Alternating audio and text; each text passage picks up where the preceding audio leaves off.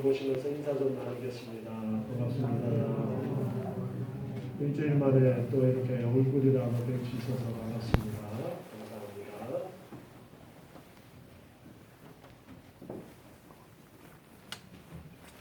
감사합니다. 계속해서 우리 요한복음을 통해서 하나님의 귀하신 뜻을 배우고 있습니다. 앞에 3장 앞부분에서 예수님께서는 니고데모와의 만남에서 물과 성령으로 거듭나지 아니하면 하나님 나라에 들어갈 수 없다라는 말씀을 하셨습니다. 거듭남에 대해서 강조를 하셨습니다. 그렇지만 니고데모는 예수님의 말씀을 이해할 수가 없었습니다. 물과 성령으로 거듭난다.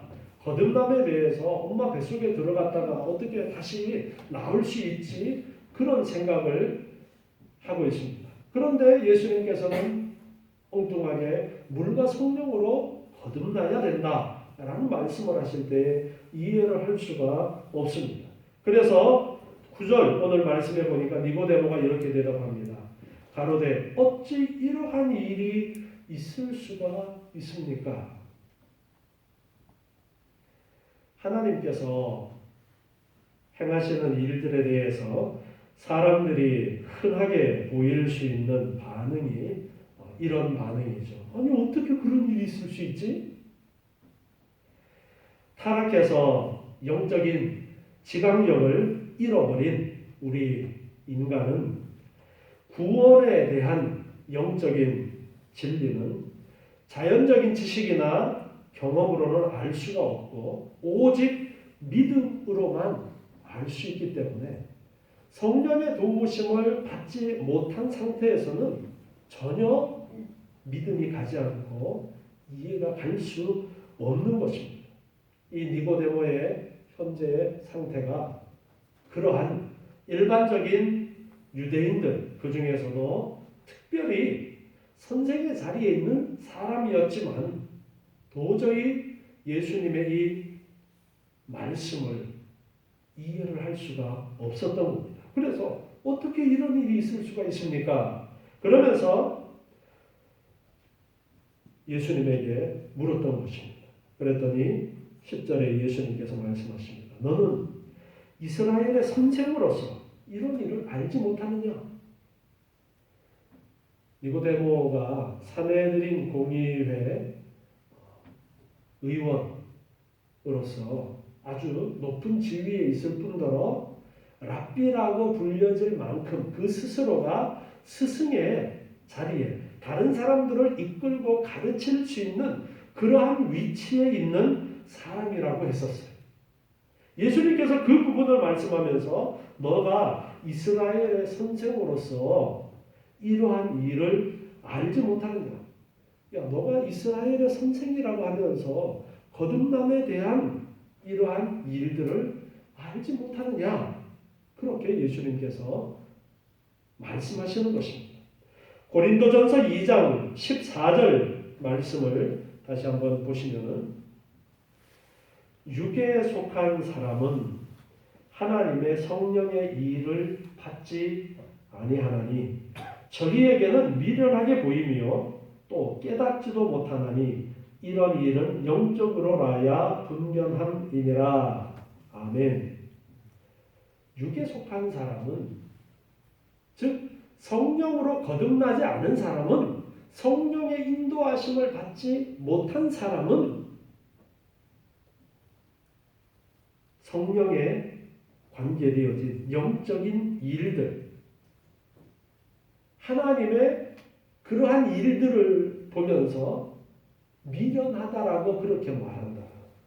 도저히 받아들일 수 없다라는 것을 말씀하고 있습니다. 우리가 이 말씀을 보면서 우리 자신들도 한번 점검을 해보셔야 됩니다. 나는 믿음이 정말 있는가? 우리 속에 완전한 믿음이 아직까지 있지 못할 수도 있습니다. 그러나 조금이라도 우리 안에 성령의 역사하심이 있다면 조금이라도 우리 마음 가운데 믿음이 자라나서 하나님의 그 깊은 진리에 대한 관심을 가지고 그것을 믿고 나아갈 수가 있는 것입니다. 이 니고데모는 율법적으로는 너무나도 잘 알고 있는 선생이라고 존경받을 수 있는 그러한 위치에 있었지만 예수님의 이 거듭남이라는 말씀이 무슨 뜻인지에 대해서는 도저히 이해할 수가 없었던 것입니다. 예수님께서 계속적으로 11절에서 말씀하시는데요. 진실로 진실로 내게 이르노니 우리 아는 것을 말하고 본 것을 증거하노라. 그러나 너희가 우리 증거를 받지 아니하는도다. 예수님께서는 아는 것과 본 것을 증거한다. 증거, 증인이라는 말씀이에요. 본 것을, 알고 있는 것을 그대로 전하는 것이지 내가 없는 말을 지어서 하는 것이 아니다라고 그렇게 말씀하고 있는 것입니다. 그래서 아는 것을 말하고 본 것을 증거한다. 그러나 너희가 우리의 증거를 받지 아니하는도다. 예수님의 많은 표적을 행하시고 증거하시는데도 믿지 않는 자들은 믿지 않았습니다. 거듭남 중생하지 못한 자들은, 즉 성령 하나님의 은혜를 잊지 못한 자들은 변화되지를 못하고 예수님의 그 증거하심을 받아들일 수가 없었어요. 사도행전 28장 23절에 보면요, 바울이 이제 복음을 증거하는 장면을 기록하고 있는 것인데요. 사도행전 28장 23절, 저희가 일자를 정하고 그의 우거하는 집에 많이 오니 바울이 아침부터 저녁까지 강론하여 하나님 나라를 증거하고 모세의 율법과 선지자의 말을 가지고 예수의 일로 권하더라. 이제 구약의 말씀을 들어서 예수님을 전하고 있어요. 그 말을 믿는 사람도 있고 믿지 아니하는 사람도 있어 서로 맞지 아니하여 흩어질 때에 바울이 한 말로 일러 가로되 성령이 선지자 이사야로 너희 조상들에게 말씀하신 것이 옳도다. 이제 바울의 설교를 듣고서 믿는 자도 있고 믿지 않는 자도 있는데 서로 이제 의견이 엇갈리면서 사람들이 흩어지는 상황이에요. 그때 이제 이사야의 말씀을 가지고 이제 바울이 이야기합니다. 26절에 보니까 일러스되 이 백성에게 가서 말하기를 너희가 듣기는 들어도 도무지 깨닫지 못하며 보기는 보아도 도무지 알지 못하는도다. 이 백성들의 마음이 완악하여져서 그 귀로는 둔하게 듣고 그 눈을 감았으니 이는 눈으로 보고 귀로 듣고 마음으로 깨달아 돌아와 나의 고침을 받을까 함이라 하였으니, 바울도 복음을 전하는 가운데 그 복음을 듣고 믿는 자도 있고 믿지 않는 자들도 있었습니다. 그런데 이사야의 예언의 말씀을 들어서 그 상황을 이제 설명을 하고 있는 것인데요. 마음이 완악해져서 듣지 못한다라는 그러한 말씀을 하고 있습니다. 에스겔 36장에서는 성령이 임하게 되어지면 우리의 마음이 부드러워진다라는 표현이 나오죠.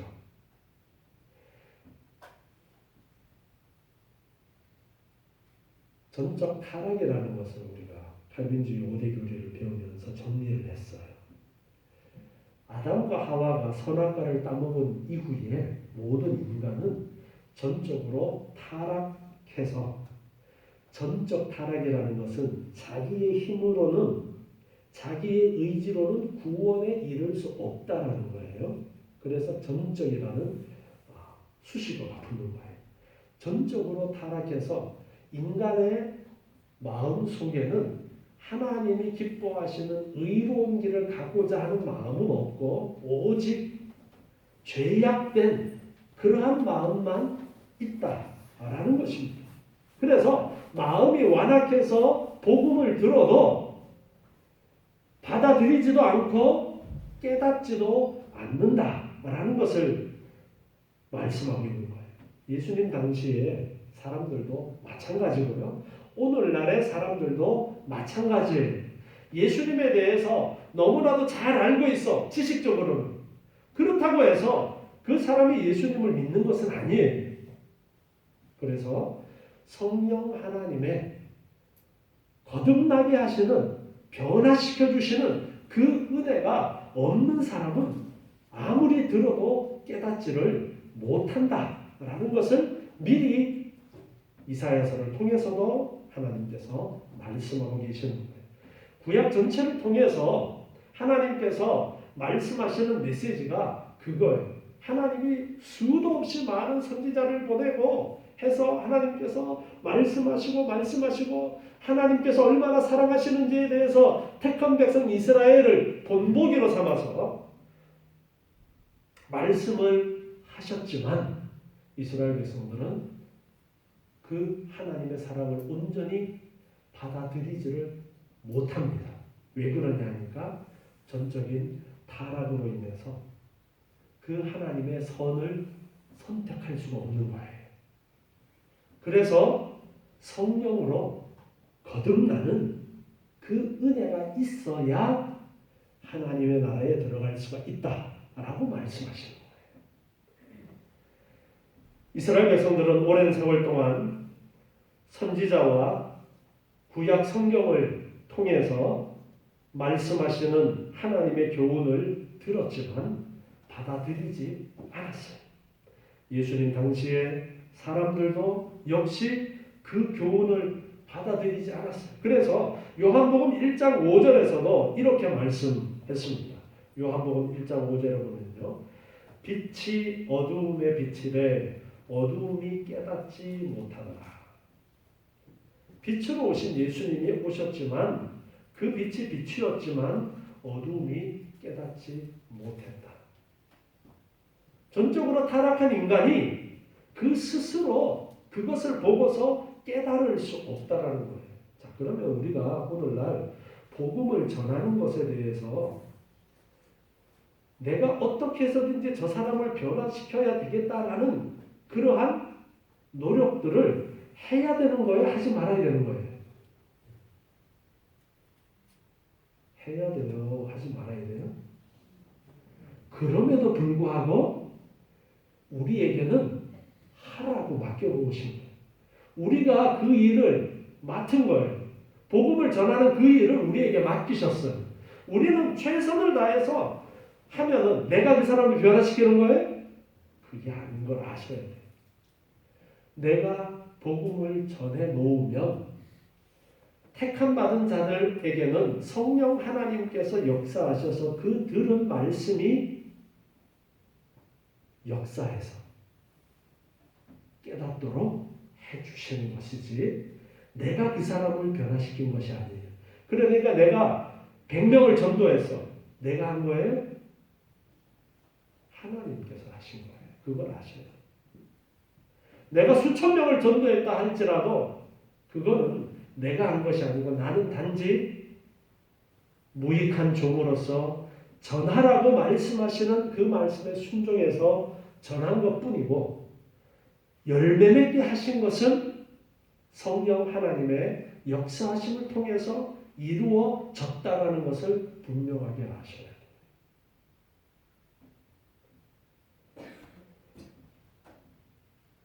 이렇게 예수님께서는 분명한 사실을 증거해도 그 증거를 받지 않는다라는 말씀을 지금 하고 계십니다.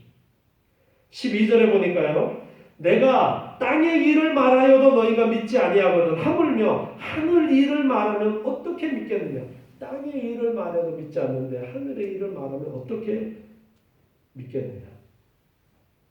이 땅의 일과 하늘의 일을 우리가 생각을 해보면 땅의 일이라는 이 부분은 인간의 구원에 대한 그러한 부분으로 우리가 앞에서 예수님께서 말씀하셨던 바람을 예를 들어서 거듭남을 설명하시고 하는 그러한 인간의 구원의 문제의 거듭남이라는 그러한 문제를 이제 땅의 일이라고 그렇게 말을 한다면, 하늘의 일이라는 것은 하나님의 깊으신 부분. 자, 우리가 하나님에 대해서 성경 말씀이 계시라고 그렇게 우리가 배웠어요. 계시다. 하나님이 어떤 분이신가를 보여주시는 것이 계시인데, 자연 계시는 자연 만물 속에 하나님의 신성이 드러나 있는 것이 자연 계시고, 특별 계시라고 해서 성경 말씀은 기록을 통해서 하나님께서 보여주시는 하나님의 계시라고 그렇게 배웠습니다. 하나님의 하나님 계시, 우리가 그 지식을 올바로 알 수가 없어요. 그 많은 것들을 다 이해할 수 없습니다. 어떻게 하나님이 계시게 되었는가 궁금하잖아요. 하나님이 여호와라는, 야훼라는 그 단어를 통해서 우리에게 가르쳐 주시는 하나님의 속성은 스스로 존재하신 분이라고 그 호칭이 우리에게 가르쳐 주고 있는데, 그럼 어떻게 스스로 계시게 되었을까? 우리는 알지 못합니다.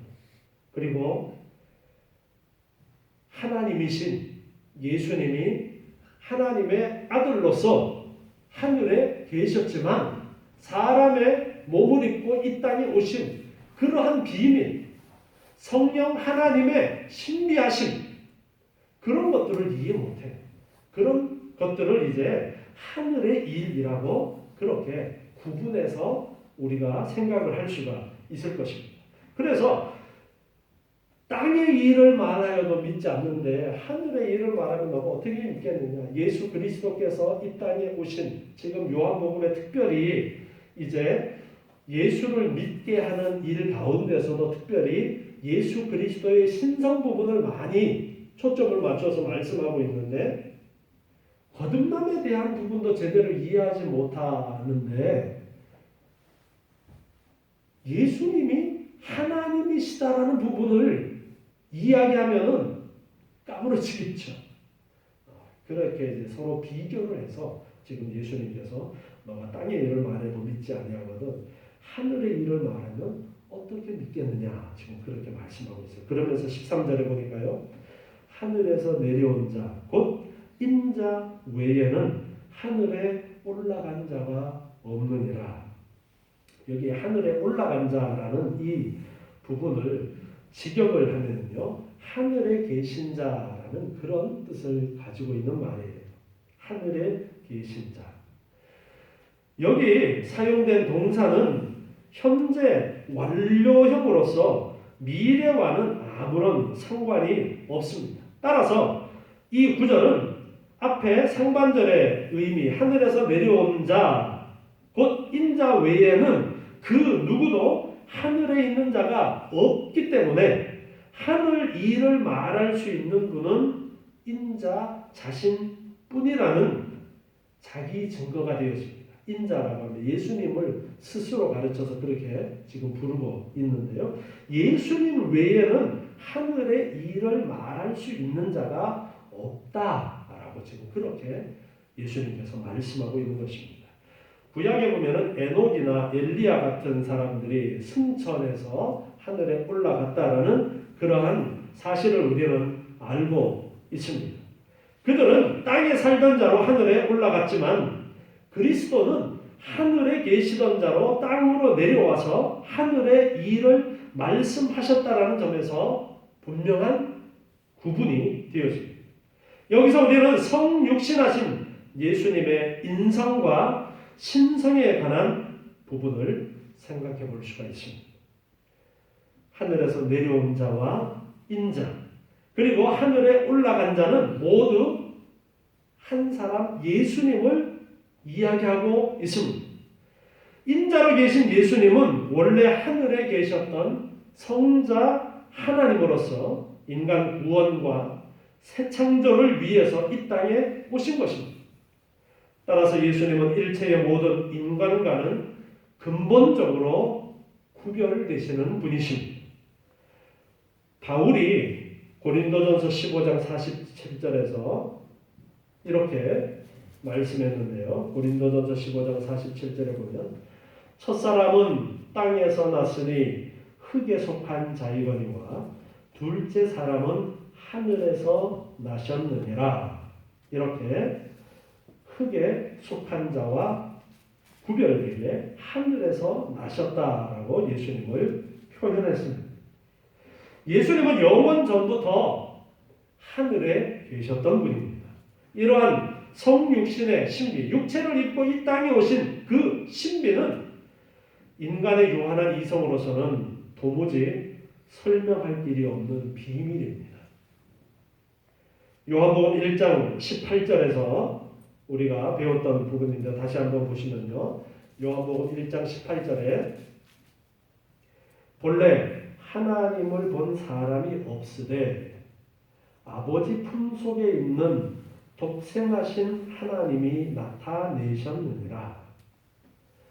예수님께서 하나님을 나타내셨다. 예수님이 하나님이시다. 그 말씀을 지금 1장 18절에서 하고 있었죠.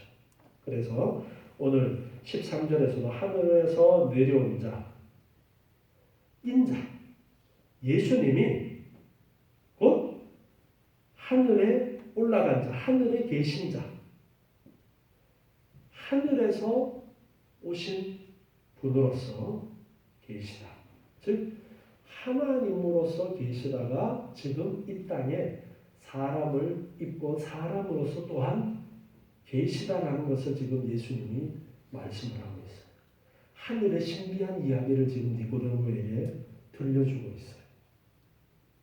땅의 일도 이해하지 못하는데 이 하늘의 일들을 말씀을 하고 있는데 그 이야기를 지금 사도 요한은 기록을 해서 우리에게 예수님이 하늘에 계셨던 하나님이셨다.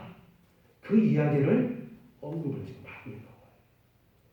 자, 그러면서 계속해서 니고데모에게 들려주시는 말씀이요.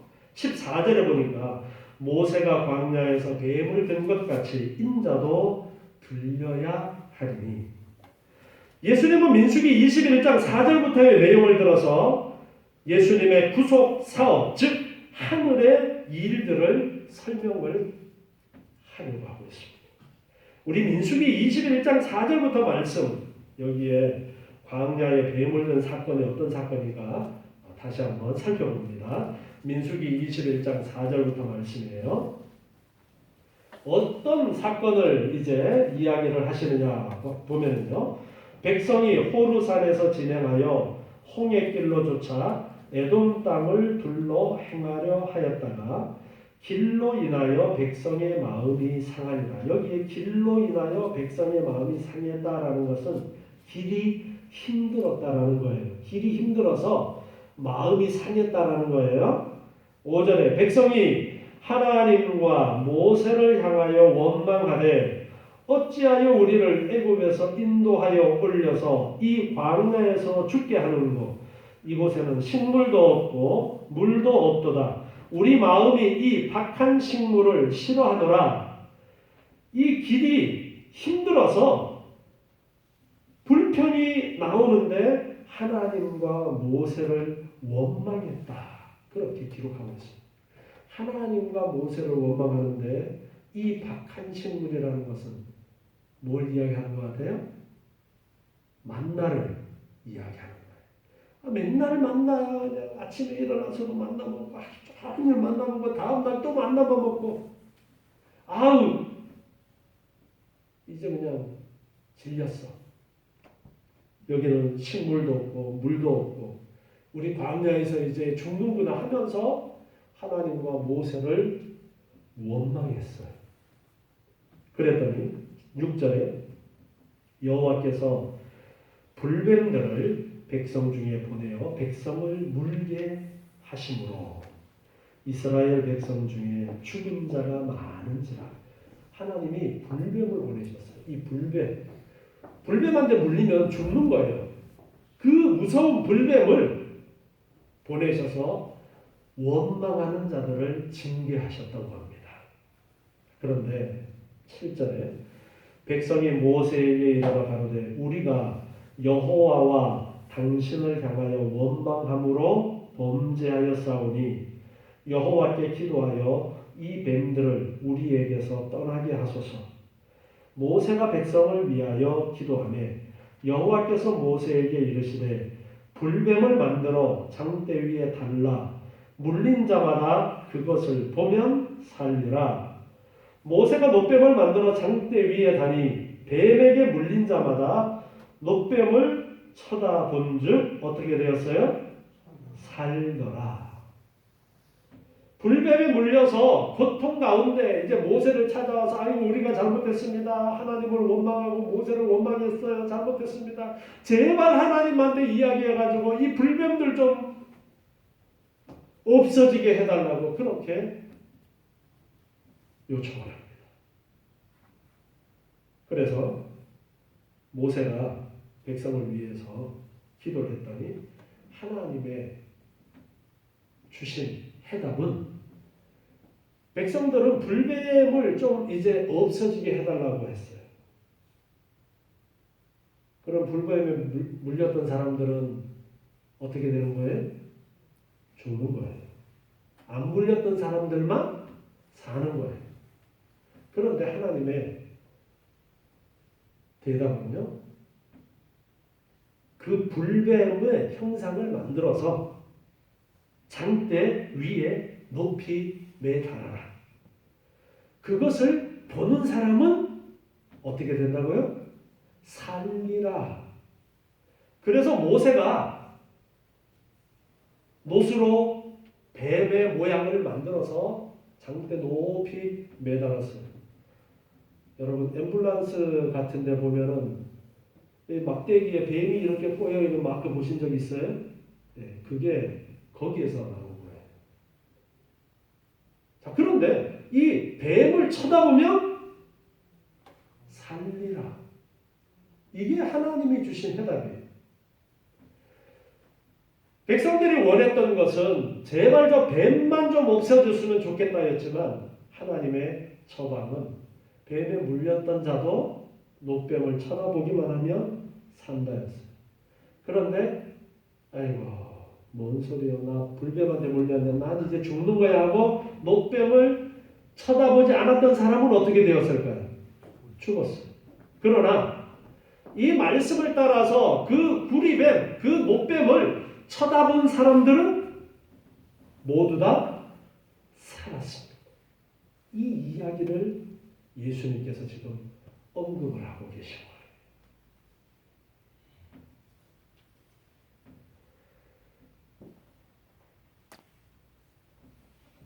이 구리뱀, 이것이 예수님을 가르쳐 주시는 하나의 그림자로 보여주신 것입니다. 예수님께서 이 십자가 위에서 죽으실 것을 예표하는 것이 바로 이 구리뱀이었던 거예요. 그래서 예수님을 믿기만 하면 살리라라는 그 비밀을 담고 있는 것이 이 광야에서 뱀을 든 이 사건입니다.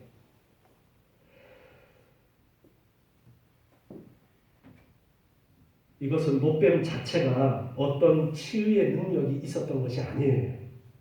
이스라엘 사람들의 마음을 하나님에게로 이끌므로써 구원을 받게 하셨던 거예요. 순종하고 쳐다보기만 하면, 그 마음이 하나님께로 향하기만 하면 사는 것이 없습니다.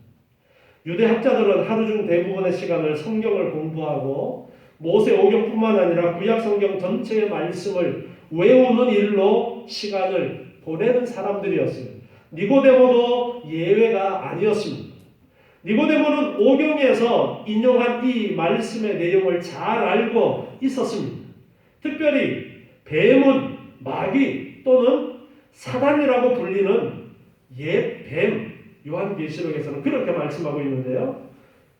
뱀은 사단을 상징하는 것으로 자주 등장하고 있는데요. 이 구리뱀은 사단의 세력을 없애기 위해서 십자가상에서 대속의 죽임을 당하시는 예수님의 희생을 예표하고 있는 것입니다. 여기에 들려야라고 번역되어진 이 원어를 살펴보면요. 들어 올려지는 것을 나타내는 그러한 단어인데 이 단어가 요한복음에서는 예수님께서 십자가에서 들리셨다라는 표현을 할 때도 사용이 되어졌고 하늘 위로 높임을 받으셨다라는 승천을 말씀하실 때도 이 단어를 사용하고 있습니다. 즉 예수님께서 십자가에 달리시고 승천하실 것을 지금 이 오늘 말씀에 모세가 광야에서 뱀을 든 것 같이 인자도 들려야 한다라는 이 말씀을 통해서 십자가에서 들려야 되고 그리고 하늘로 들려 올라가실 것을 의미하시는 것으로 그렇게 우리가 이해를 할 수 있습니다.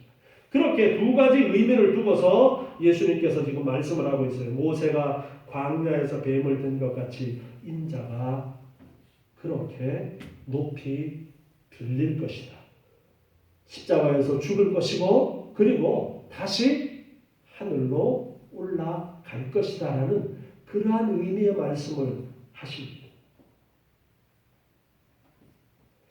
그러면서 15절에 말씀하십니다. 이는 저를 믿는 자마다 영생을 얻게 하려 하십니다. 왜 예수님께서 들리시느냐? 저를 믿는 자마다 영생을 얻도록 하기 위해서. 광야에서 그 구리뱀을 쳐다보기만 하면 불뱀에 물렸던 사람도 죽지 않고 살았던 것처럼 하나님이 말씀하셨던 대로 살았던 것처럼 높이 들린 예수를 믿기만 하면 무엇을 얻어요? 영생을 얻어요. 여기에서 말씀하시는 이 영생의 의미에 대해서 우리가 특별히 좀 살펴볼 필요가 있습니다. 영생이라는 이 단어가 요한복음에 자주 등장하게 되어지는데요. 요한복음 전체에서 이 영생을 강조하고 있습니다. 예수 그리스도를 영접하고 영생을 얻도록 하기 위해서 또한 이 요한복음이 기록이 되어졌는데요. 이 영생이라는 단어를 영원히 사는 것, 단순하게 이렇게 시간적인 측면에서만 이해를 해서는 안 됩니다. 예수를 영접하지 않은 악한 사람도 형벌 가운데서 영원히 살아요. 영생은 영원 불멸의 개념으로 보는 것이 아니라 그리스도를 믿음으로써 하나님과의 새로운 관계에 들어가는 것으로 그렇게 이해를 해야 됩니다. 요한복음 17장 3절에서 보면요. 요한복음 17장 3절에서 영생은 무엇이냐 하니까 영생은 곧 유일하신 참 하나님과 그의 보내신 자 예수 그리스도를 아는 것입니다. 그렇게 가르쳐주고 있습니다. 또한 로마서 5장 21절을 살펴보면요. 로마서 5장 21절에 이는 죄가 사망 안에서 왕노릇한 것 같이 은혜도 또한 의로 말미암아 왕노릇하여 우리 주 예수 그리스도로 말미암아 영생에 이르게 하려 함이니라. 아멘. 제가 죽음이라는 것을 세 가지로 설명을 했습니다. 죽음을 이야기할 때요. 우리가 흔히 아는 첫 번째 죽음은 육체의 죽음이에요. 그리고 두 번째 죽음은 영적인 죽음입니다. 이 영적인 죽음은 하나님과의 교제의 단절이에요. 하나님과 교제가 끊어진 것. 하나님께 가까이 나아가지 못하고 하나님 멀리 있는 것. 이것이 영적인 죽음이라고 그렇게 말할 수 있어요. 그리고 세 번째 죽음은 영원한 죽음으로서 지옥에 던져지는 것을 영원한 죽음이라고 그렇게 이야기하면서 아담과 하와가 선악과를 따먹었을 때의 그 죽음은 이 세 가지 죽음의 의미를 같이 생각을 해야 되는 것이지 단순하게 육체의 죽음만을 생각하면 아담과 하와가 선악과 따먹고 바로 안 죽었죠. 그렇기 때문에 이 세 가지 죽음으로 이해를 해야 된다라는 말씀을 제가 드리면서 죽음을 설명을 했어요. 자, 이 죽음을 이해를 하게 되어지면은 그러면 사는 것이 무엇이냐가 저절로 이해가 되어집니다. 영생을 이야기하실 때에 그 영생이 그저 영원토록 사는 것이 아니라 바로 죽음에 반대되는 개념인 거예요. 그래서 육체의 죽음에 반대되는 육체의 부활, 몸이 부활해서 영원히 살게 되어지는 거예요. 그리고 두 번째 영적인 죽음의 반대, 하나님과의 교제가 열려져서 하나님과의 교제 가운데 영원히 살아가는 것이 영생이에요. 또한 그것이 천국이에요. 그것이 하나님의 나라예요. 그리고 세 번째 죽음에 반대되는 영원한 천국의 삶은 천국에서 하나님과 부활한 육체가 영원토록 하나님과 살아가는 것이 영생을 말씀하고 있는 거예요. 그래서 이 영생이라는 것이 그저 안 죽고 영원히 사는 것만 생각하시면 안 되고 바로 영생은 하나님의 나라와 연결이 되어지는 거예요. 그래서 지금도 예수를 믿는 사람들은 이미 영생에 들어와 있는 거예요. 왜 그렇습니까?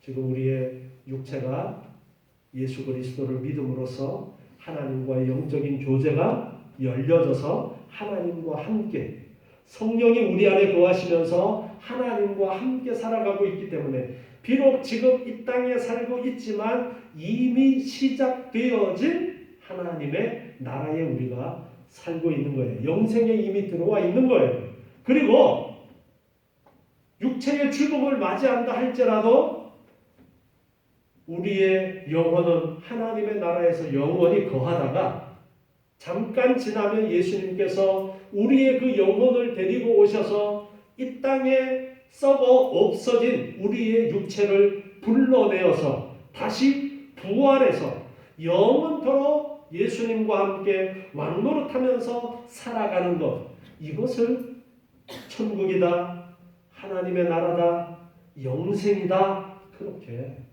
말씀하고 있는 거예요. 우리는 그 영생을 이야기하실 때에 생각할 수 있어야 되는 거예요.